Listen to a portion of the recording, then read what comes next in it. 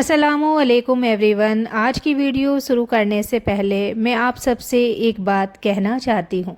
ये कोई कहानी नहीं है, ये मेरी ज़िंदगी का वो हिस्सा है जिसे याद करते हुए आज भी मेरी आंखें सच में नम हो जाती है।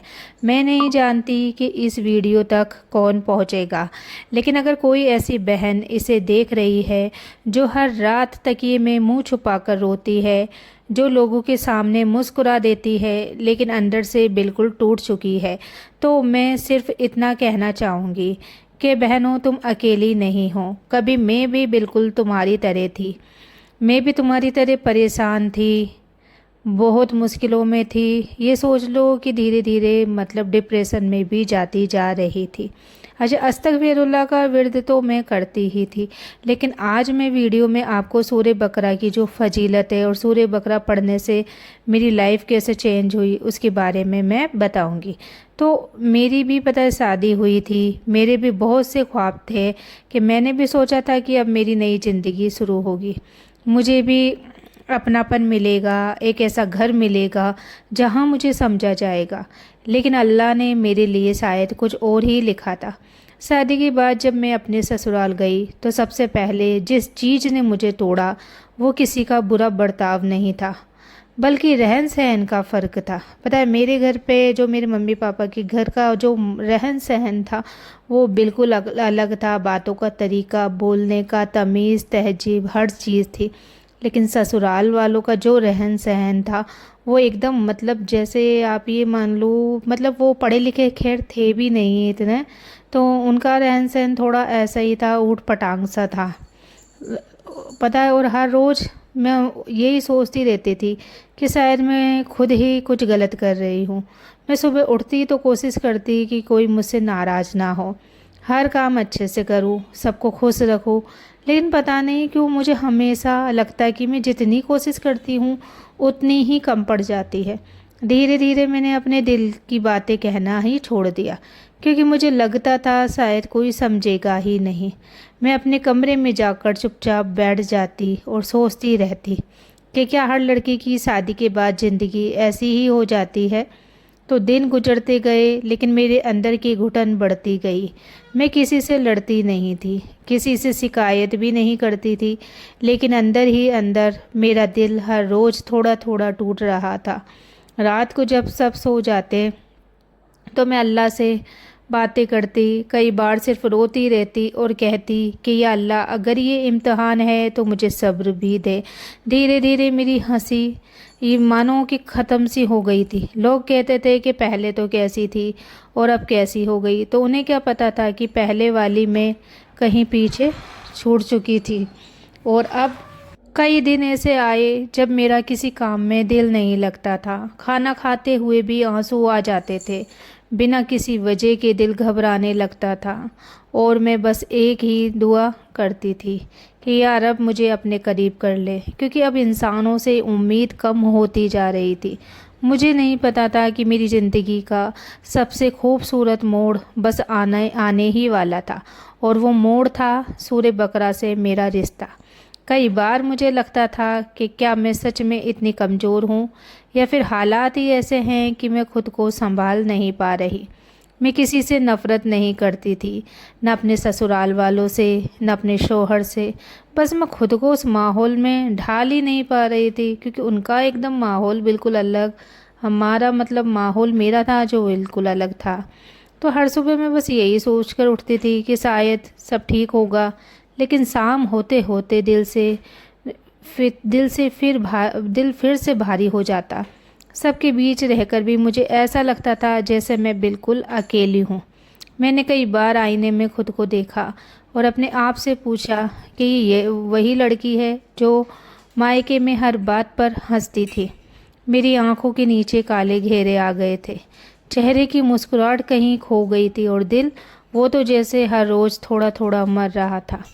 कभी कभी मैं बिना वजह रोने लगती, रसोई में काम करते करते, आटा गूंथते हुए, बर्तन धोते हुए, बस आंसू अपने आप निकल आते।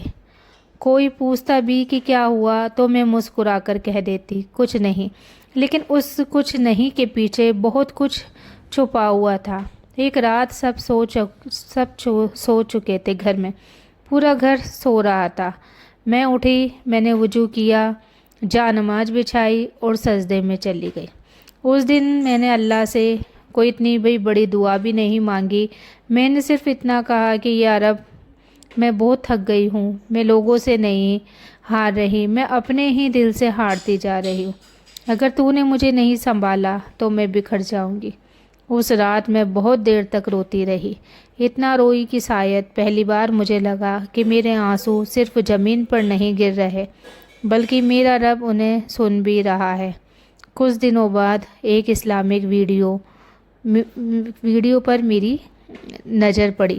اس میں ایک بات لکھی ہوئی تھی جو سیدھے میرے دل میں اتر گئی۔ جب تمہیں لگے کہ پوری دنیا تمہیں نہیں سمجھ رہی، تب قرآن کے قریب ہو جاؤ، کیونکہ اللہ تمہارے دل کا حال تم سے بھی بہتر جانتا ہے۔ اس ایک بات نے میرے اندر امید کی ایک چھوٹی سی روشنی جلا دی۔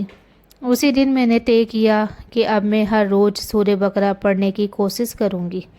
مجھے عربی پڑھنے میں تھوڑا وقت لگتا تھا، کبھی تھک جاتی، کبھی نیند آنے لگتی، کبھی دل کہتا کہ آج رہنے دو، لیکن دل کے کسی کونے سے ایک آواز آتی، اگر شفا چاہیے تو صبر بھی کرنا ہوگا، اور میں پھر سے قرآن شریف کھول کر بیٹھ جاتی۔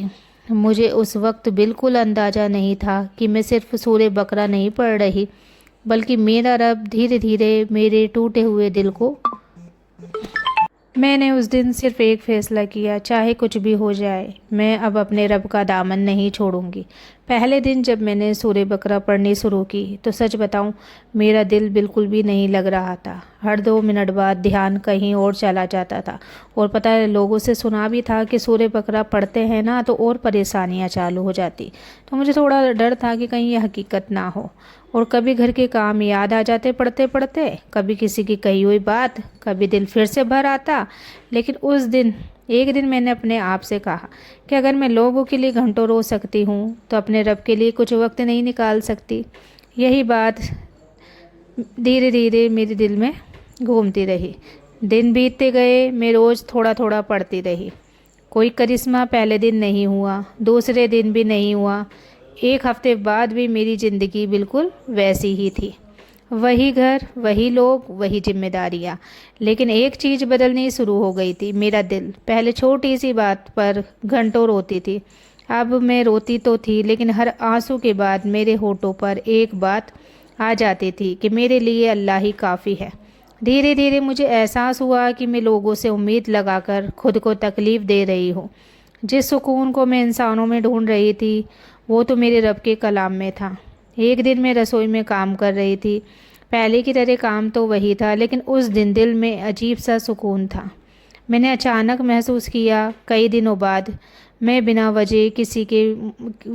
وجہ مسکرائی ہوں۔ میں وہیں رک گئی اور میری آنکھوں سے آنسو نکل آئے، لیکن اس بار میں آنسو درد کے نہیں تھے، یہ شکر کے آنسو تھے۔ میں نے آسمان کی طرف دیکھا اور دل ہی دل میں کہا، یا رب، تو نے میرے حالات نہیں بدلے، لیکن تو نے مجھے حالات سے لڑنے کی طاقت دی۔